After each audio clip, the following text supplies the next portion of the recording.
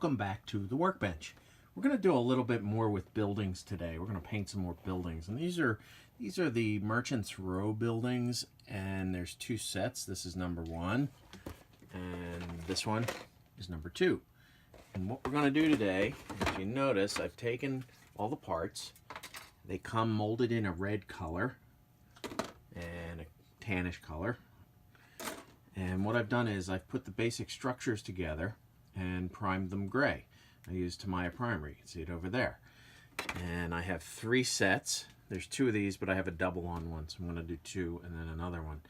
And what I'm going to do is I'm going to make the buildings match what's on the box cover here. And what I mean by that is I'm going to paint them in individual colors so they all look different. You know, if I paint it all red, it's going to just look like a little red box.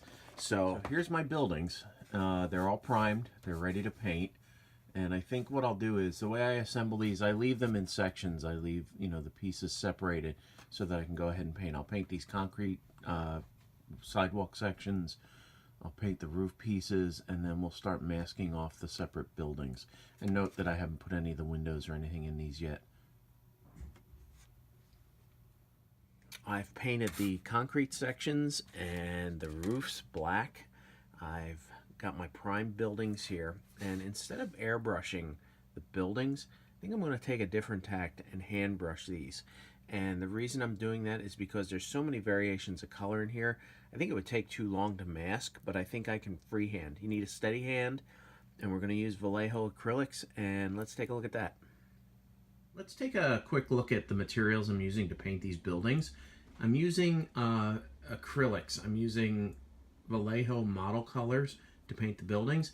And what's nice about these paints is they can be thinned down so that you can put them on as a wash, or you can paint them on as an opaque color. I use a plastic color mixing tray that you can get at any craft store, hobby store, AAA Hobbies. And I squirt a little bit of the paint in there, and then I have some water, distilled water. I put a little water in there, and then I also use sometimes this glaze medium. If I want the paint to flow into areas like brickwork, I use a little bit of the glaze. It helps it flow better. Then after all these buildings are painted, all the different colors you can see, Hull Red is what I use for brick. I have Stone Gray, Flat Earth for wood colors, a beige. Pick your own colors. That's what's fun about model railroading, especially doing buildings. You can do them any way you want.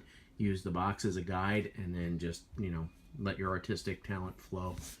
The other thing I like to use, and you'll see this, I'll demonstrate it in the videos, is this Tamiya Panaline accent color. What it is it's a pinpoint wash, and I'll open the jar here and show you the tip of the jar. It's thin down paint, and it has a very small, thin needlepoint applicator, and that's to touch into brickwork and lines and panels and things like that, doorways, and it'll accent everything. It puts a wash in. I have black, I have brown, they also have gray. Great stuff, works really well. The other thing you need are some really nice brushes. Don't forget, your work's only as good as your tools. Make sure you get yourself some really nice fine brushes, maybe some square chisel type brushes, and you'll be all set to go. And a lot of paper towels. Don't forget the paper towels. You'll use those a lot. This is Vallejo paint, and as you can see, I've put a couple drops here in my little plastic palette using a Hull Red color for the brick. It's a dark red, and then we'll dry brush on that. And I've also put a couple drops of glaze medium in it. Glaze medium makes the paint flow better and adhere to the surface, and it won't, you know, bunch up anywhere. And then I put a little water in my palette, mix the glaze in,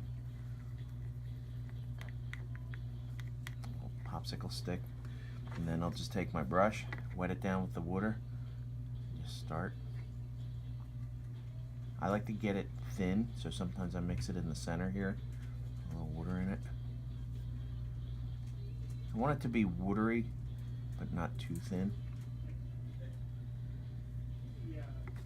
And then I'll just take this guy, and I use Optivisors because I'm getting old. And I'm just going to paint this first section in here, and I don't know if Steve can get in tight enough on that.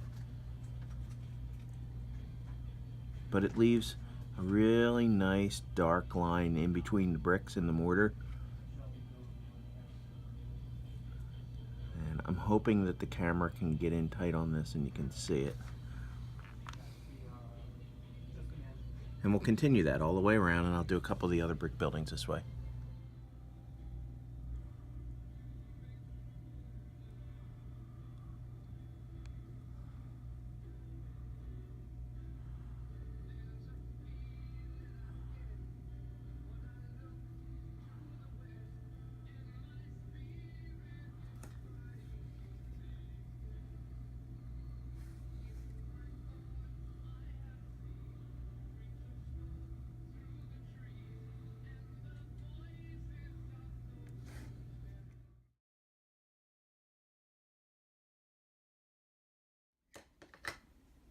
Let's take a quick look at mixing down some paint and putting it on the building.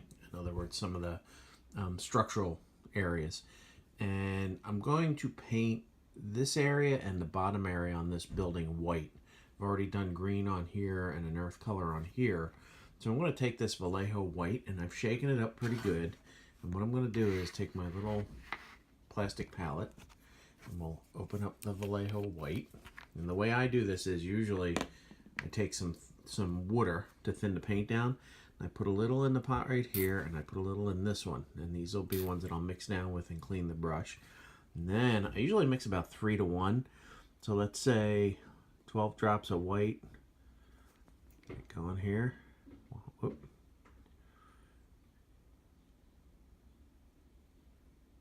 That's about 12 drops. And then I'll go 1, 2, 3, 4.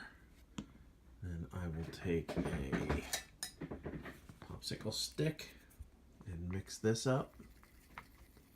So we're mixing down white paint, white Vallejo paint, water, and I use distilled water. Then I like to take a drop of this glaze medium and put it in there, shake it up. And this helps the paint flow a little better, just about a drop. And then mix her up. So I'm not going to show you me painting the whole building, but what I'm going to do is just pick it up and I'll just get started, just so you get an idea what I do here. And I take my white paint and I get a look at it. It still looks a little thick, so I'll take some of this water, mix it in until it looks like it's going to flow nicely. And that's a nice thing about this acrylic paint. It flows very nicely and it covers nicely. Then I'll just start painting the outside of the building.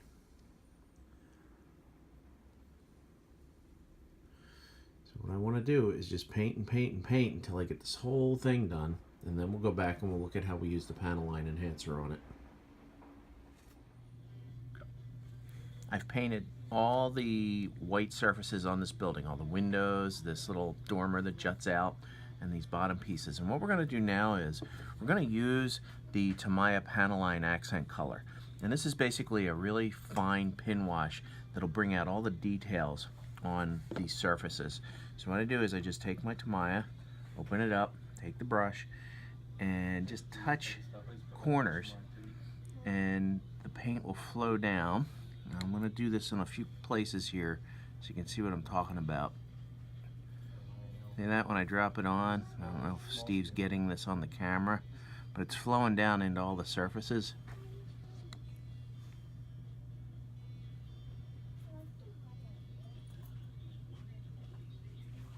What I'll do is I'll do most of this piece right here.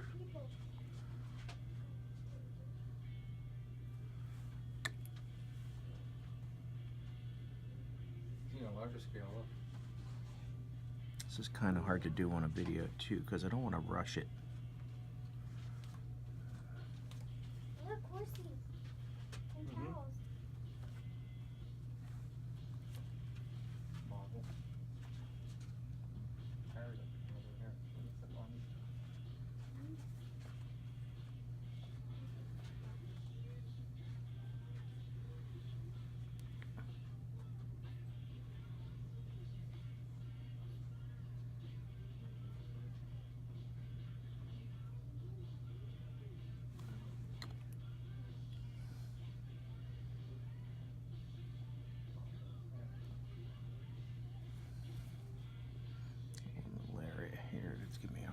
But now you can see, if you look at this and I turn it to the other side, you can see the difference.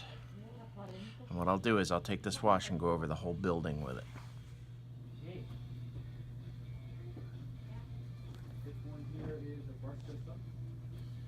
So what we're doing here is we're doing a little bit of the black wash, my black wash on these brown areas. It comes out really nice. So I'll just put this black into all the little crease areas. And I don't know if the camera's picking this up, but it really is flowing in nicely.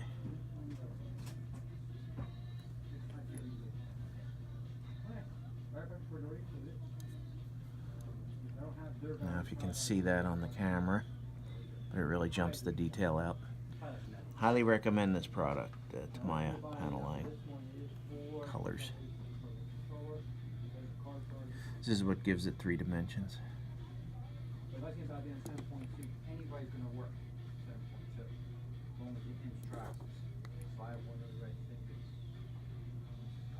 Here's a nice little before and after shot.